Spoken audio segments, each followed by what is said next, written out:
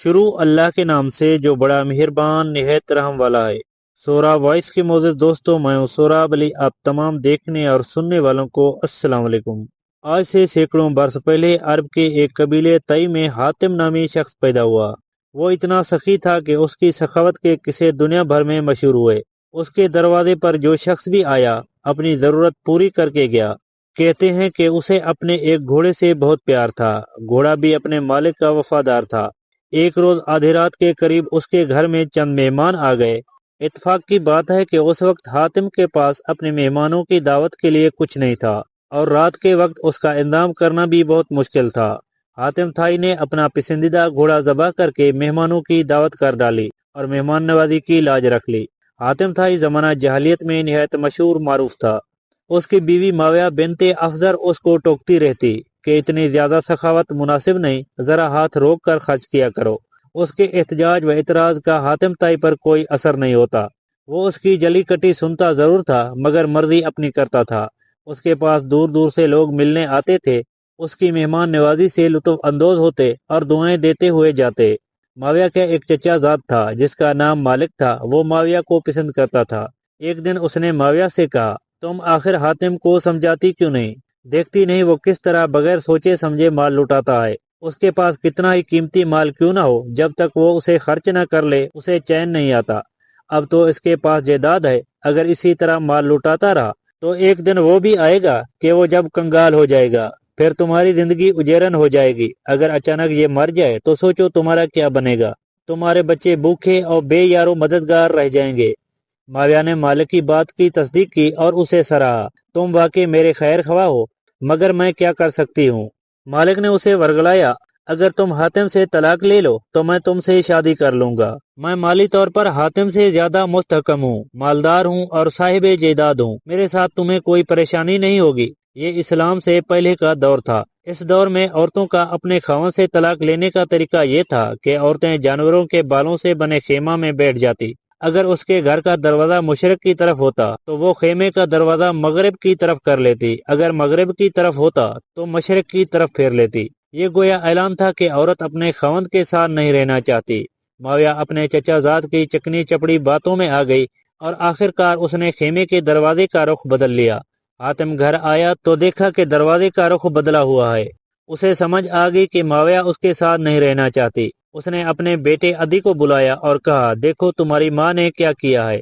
عدی نے کہا، میں نے بھی دیکھ تو لیا ہے مگر میں کیا کر سکتا ہوں۔ حاتم نے اپنے بیٹے کا ہاتھ پکڑا اور تھوڑی دور ایک وادی میں جا کر سکونت اختیار کر لی۔ اسی دوران 50 افراد پر مشتمل ایک قافلے نے حسب معمول حاتم کے گھر کے آگے آ کر پڑاؤ ڈالا۔ مہمانوں کا قافلہ دیکھ کر ماویہ کے پاؤں تلے زمین نکل گئی۔ اس نے اپنی کنیز کو بلوایا اور کہا کہ میرے چچا زاد بھائی مالک کو مہمانوں کا بتاؤ، اسی سے کہو کہ ان کے لیے دودھ اور کھانے پینے کا سامان فوراً بھجوائے۔ آخر مہمان نوازی تو کرنی ہوگی۔ کنیز سوچ رہی تھی کہ آج لوگ حاتم کا مقام جان لیں گے، یقیناً آج کی رات فیصلہ کن ہے۔ کنیز مالک کے پاس گئی اور ماویہ کا پیغام دیا۔ پیغام سنتے ہی مالک نے اپنا سر پیٹنا شروع کر دیا، اپنی داڑھی نوچی اور کہا کہ جاؤ ماویہ کو میرا سلام کہو اور یہ کہو کہ اسے مہمان نوازی اور اسراف کی وجہ سے ہی تو میں نے تمہیں حاتم سے طلاق لینے کا مشورہ دیا تھا۔ اب مجھے اس مصیبت میں پھنسانا چاہتی ہو؟ میں باز آیا ایسی سخاوت اور مہمان نوازی سے۔ ایک ساتھ 50 آدمیوں کی مہمان نوازی میرے بس کی بات نہیں۔ کنیز نے آ کر ماویہ کے سامنے مالک کے الفاظ دہرا دیے۔ ماویہ کو یہ جواب اچھا نہ لگا۔ گھر میں مہمان بیٹھے تھے، آخر وہ حاتم طائی کی بیوی تھی۔ اس کے گھر میں ہر وقت مہمانوں کا میلہ لگا ہوتا تھا۔ اس نے اپنی کنیز سے کہا کہ جاؤ، حاتم طائی اتنا دور نہیں قریب ہی وادی میں ٹھہرا ہوا ہے، اسے بتاؤ کہ تمہارے گھر میں مہمان بھوکے پیاسے بیٹھے ہیں، ان کے کھانے پینے کا بندوبست کرو۔ کنیز بھاگتی ہوئی وادی کی طرف گئی اور دور سے حاتم طائی کو پکارا، مہمانوں کو خبر دی۔ اس نے کہا، اہلا و سہلا، مہمانوں کو خوش آمدید۔ وہ بھاگتا ہوا اونٹوں کے باڑے میں آیا، 2 اونٹ کھول کر خیمے کے پاس لایا اور ان کے پچھلے ٹانگوں کے گھٹنے کاٹ ڈالے۔ اس دور میں ذبح کرنے کا یہی طریقہ تھا۔ ماویہ نے دیکھا تو زور زور سے چلانے لگی، یہ تم کیا کر رہے ہو؟ میں نے اسی وجہ سے تو تم سے جدائی اختیار کر لی تھی۔ یہ اونٹ میری اولاد کے لیے چھوڑ دو۔ مہمانوں کی خدمت کسی اور طریقے سے بھی ہو سکتی ہے۔ حاتم طائی نے جواب دیا، ماویہ تیرا ستیہ ناش ہو۔ جس ذات نے ان مہمانوں کو تیری اولاد اور ساری مخلوق کو پیدا کیا ہے وہی ان کا روزی رسان بھی ہے۔ تم فکر کرنے والی کون ہوتی ہو؟ حاتم طائی کے دور میں ایک بادشاہ نوفل حکومت کرتا تھا۔ وہ حاتم کی شہرت سے جلتا تھا۔ ایک دن وہ بہت بڑے لشکر کے ساتھ حاتم طائی پر حملہ کرنے چلا۔ جب حاتم طائی کو پتا چلا تو اس نے سوچا کہ میری وجہ سے بہت سے آدمی مارے جائیں گے اور بڑے خون ریزی ہوگی، ان سب کا عذاب مجھ پر ہوگا۔ اس لیے حاتم طائی وہاں سے بھاگ کھڑا ہوا اور غار میں جا کر چھپ گیا۔ جب حاتم کے غائب ہونے کی اطلاع نوفل کو ملی تو اس نے حاتم کے تمام جائیداد اور اس کی قیمتی گھوڑے قبضے میں لے لیے۔ اس نے یہ اعلان بھی کرا دیا کہ جو شخص حاتم کو گرفتار کر کے میرے پاس لائے گا اسے منہ مانگا انعام دیا جائے گا۔ یہ اعلان سن کر لالچی لوگوں نے اپنی قسمت آزمانے کا فیصلہ کیا اور حاتم کی تلاش شروع کر دی۔ ایک دن ایک بوڑھا لکڑہارا اپنی بیوی اور بچوں کے ساتھ سوکھی ہوئی لکڑیاں ڈھونڈتے ہوئے پہاڑ کے دامن میں گیا۔ وہیں ایک غار میں حاتم چھپا ہوا تھا۔ بڑھیا بولی، کاش حاتم طائی ہمارے ہاتھ لگ جائے تو اس بڑھاپے میں ہمیں لکڑیاں ڈھونڈنا نہ پڑے، بلکہ بادشاہ بہت سا انعام و اکرام لے کر آئندہ آرام کی زندگی بسر کریں، اتنی سخت محنت سے جان چھوٹ جائے۔ بوڑھے نے کہا، کیسی باتیں کرتی ہو، ہماری قسمت میں آرام کہاں؟ ہماری قسمت میں تو یہی لکھا ہے کہ روز لکڑیاں جمع کریں اور شہر جا کر فروخت کریں، تب کہیں نان نمک کا انتظام ہو۔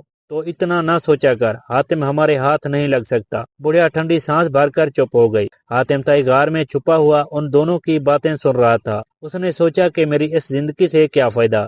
جس انسان کی دل میں رحم نہیں وہ انسان ہی نہیں۔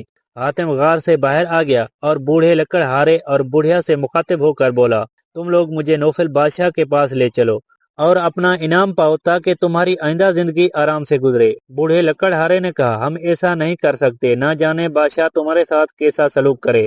اگر اس نے تم کو جان سے مار دیا تو یہ گناہ ہمارے حساب میں لکھا جائے گا، ہم ایسا نہیں کر سکتے۔ حاتم نے کہا، تم لوگ ایسا نہیں کر سکتے تو میں بادشاہ کے پاس جاتا ہوں، وہاں جا کر کہوں گا کہ مجھے گرفتار کر لو اور ان دونوں نے مجھے تلاش کیا ہے، انہیں انعام دو۔ بوڑھا لکڑہارا یہ سن کر ہنسا اور حاتم سے بولا، یہ تو بھلائی کے بدلے برائی ہے۔ ابھی یہ باتیں ہو ہی رہی تھی کہ بہت سے لوگ جمع ہو گئے۔ ان سب نے انعام کی لالچ میں حاتم کو گھیر لیا اور اسے لے کر نوفل کی دربار میں پہنچ گئے۔ وہاں کہا، ہم نے حاتم کو تلاش کیا ہے، اس لیے ہمیں انعام دیا جائے۔ ان لوگوں کے ساتھ بوڑھا لکڑہارا اور بڑھیا بھی بادشاہ کی دربار میں پہنچے اور ایک کونے میں خاموش کھڑے ہو گئے۔ حاتم نے بادشاہ سے کہا، اے بادشاہ، یہ سب چھوٹے ہیں، مجھے تو اس کونے میں کھڑے ہوئے بوڑھے اور بڑھیا نے تلاش کیا ہے۔ نوفل بادشاہ نے بوڑھے لکڑہارے کو اپنے قریب بلایا اور پوچھا، کیا حاتم سچ بول رہا ہے؟ بوڑھے لکڑہارے نے تمام واقعہ سچ سچ بیان کر دیا اور بادشاہ کو بتایا، حاتم صرف ہماری مدد کی خاطر اپنے آپ کو گرفتار کرانے آیا ہے۔ نوفل بادشاہ حاتم کی جرات اور ہمت پر بہت حیران ہوا اور بولا، اے حاتم، تو واقعی بہت سخی ہے، تیری سخاوت کے چرچے غلط نہیں ہیں۔ میں تو سے واقعی دوستی کرنا چاہتا ہوں کہ تو اپنی جان کی پرواہ کیے بغیر بوڑھے لکڑہارے کی مدد کرنے کے لیے تیار ہو گیا۔ نوفل نے بوڑھے لکڑہارے کو بہت سا انعام دے کر رخصت کیا اور حاتم کو کئی دن تک شاہی مہمان بنا کر رکھا اور پھر عزت کے ساتھ رخصت کیا۔ آج کی ویڈیو میں تھا بس اتنا ہی۔ اسی مزید اسلامی اور معلوماتی ویڈیو دیکھنے کے لیے ہمارے چینل سورا وائس کو سبسکرائب کر لیں۔ شکریہ، تھینکس فار واچنگ۔